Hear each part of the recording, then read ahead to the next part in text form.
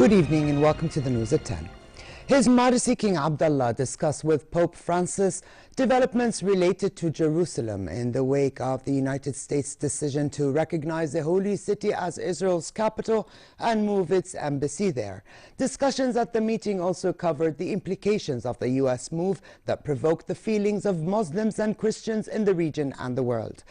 King Abdullah called for preserving the legal and historical status quo in Jerusalem, asserting Jordan will continue to undertake its historical and religious role as protector of Islamic and Christian holy sites in Jerusalem, in line with the Hashemite custodianship. He also affirmed the importance of intensifying efforts to safeguard the rights of Palestinians, Muslims and Christians to Jerusalem, which is key to regional peace and stability. Pope Francis called for respecting Jerusalem's status quo in accordance with the relevant United Nations resolutions regarding the city in a bid to avoid further violence and tension.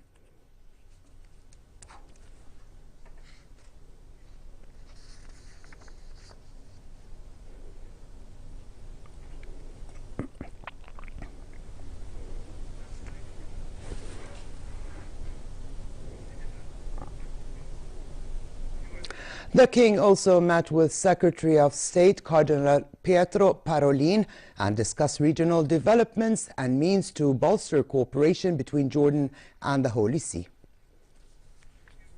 After talks in the Vatican, His Majesty headed to Paris, where he discussed with French President Emmanuel Macron current regional developments, mainly the issue of Jerusalem after the U.S. decision to recognize the occupied city as a capital of Israel. During expanded talks at the Élysée Palace, the King and Macron highlighted the need for continuing coordination and consultation on various issues of common interest, as well as boosting cooperation in the military, security and economic fields. Speaking at a joint press conference, the French president said he will meet Palestinian President Mahmoud Abbas this week, a week after talks with the Israeli Prime Minister, in order to get the two sides back to the negotiating table. His Majesty voiced appreciation of France's role in the Middle East, and both leaders said they are awaiting American plans regarding the peace process. Monsieur le Président, je vous remercie de votre accueil chaleureux, and it is a great pleasure for me to be back here in France on our second visit this year. I'd also like to commend the tremendous role that you have shown in leadership in the challenges that we've had in our part of the world, where you are bringing hope and common sense to a lot of the challenges that we have faced, and your continued contact with me as we have been facing these many challenges. But the strong partnership from our countries have shown to be moving in a tremendously strong direction. Jordan, as you have said, sir, and France are proud of the strengthened military and intelligence relationship, the economic challenges that we are grateful to France's support, as well as to the cultural exchanges that you have just mentioned. Today, sir, as you said, we've exchanged views on how to build a strong relationship not only between France and Jordan, but how do we deal with the pressing developments that we have faced recently. So you mentioned that the Palestinian cause remains the region's most vital issue, and as we're all aware, Jerusalem is key to resolving the challenges that we have ahead. In this respect, obviously, the United States' unilateral decisions to recognize Jerusalem as Israel's capital is against, from our point of view, international law. But we both agreed that there is no alternative to the two-state solution, and that there is no solution without Jerusalem. The issue of Jerusalem must be settled within the framework of a final status solution and a just peace agreement between the Palestinians and the Israelis based on the two-state solution. This must allow Palestinians to establish their independent state, with East Jerusalem as the capital, living side by side with Israel. Here the challenge that we all have is that Muslims and Christian rights to Jerusalem cannot be denied. We have had a historical future, a past together, and this was clearly voiced by Christian and Muslim leaders alike, whom I met in Jordan 2 days ago, and also during my meeting earlier this morning with His Holiness Pope Francis. As the custodian of Islamic and Christian holy sites in the city, Jordan is truly committed to its religious and historical responsibilities towards Al-Aqsa Mosque, Al-Haram al-Sharif. And at this point, We all need to make sure that we work together, and I'm very enamored with the ideas and the challenges put forth by the President in order to reach a permanent solution to this long-going conflict. And we are ready to stand by the Palestinian people and President Abbas in support of their efforts with the international community to achieve peace. We've also discussed, as you said, sir, the developments in Syria, where the first fight against terrorist groups has been our priority, and we have seen substantial progress on the ground. But now the next stage of further efforts are needed to build on the Astana talks, as you had mentioned, sir, to reach a political solution in the right way. And that guarantees, at the end of the day, the stability and the unity and the future of Syria.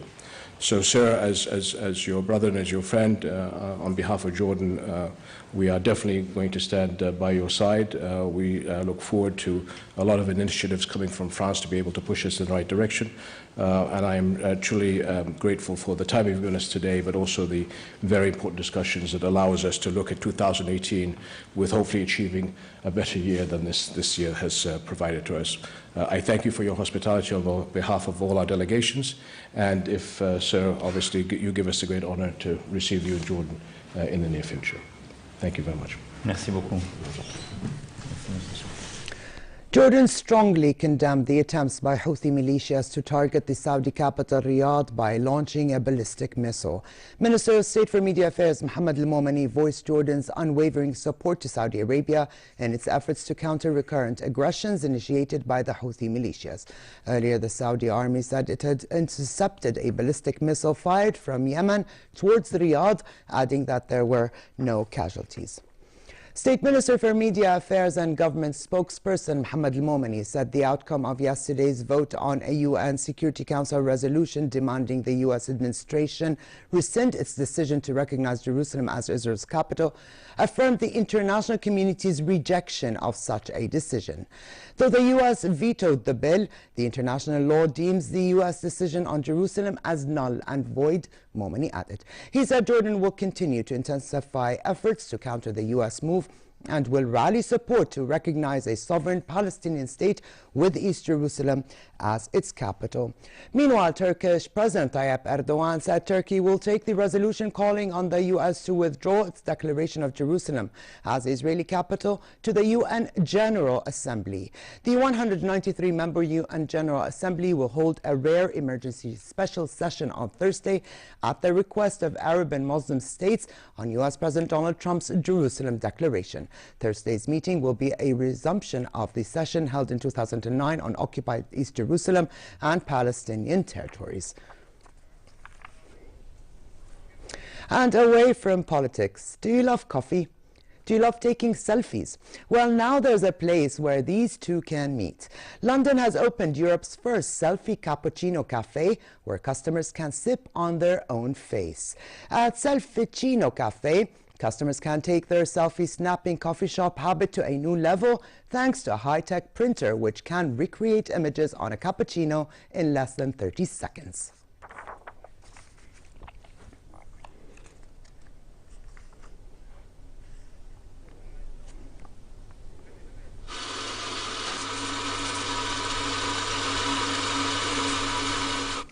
In sports news, Barcelona forward Lionel Messi picked up his fourth Pichichi Trophy at an awards ceremony held by the Marca Sports newspaper.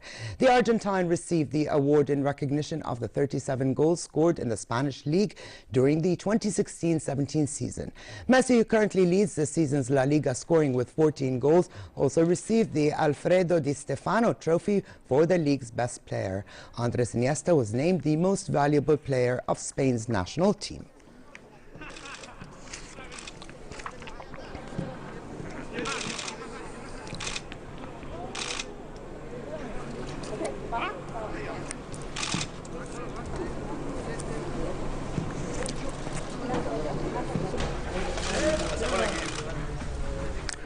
All ministries, government departments and public institutions will observe holidays on the 25th of December and January 1st, marking Christmas and the New Year. The announcement was made in a communique issued by Prime Minister Hani al-Mulki.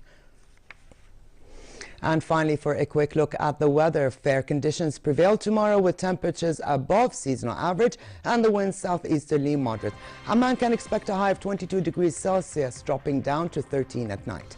Further south, the Gulf of Aqaba can enjoy relatively hot weather with a high of 28 degrees and a low of 18. And with this, we come to the end of this edition. I'm Alia Tuqan. Thank you for joining us and have a good night.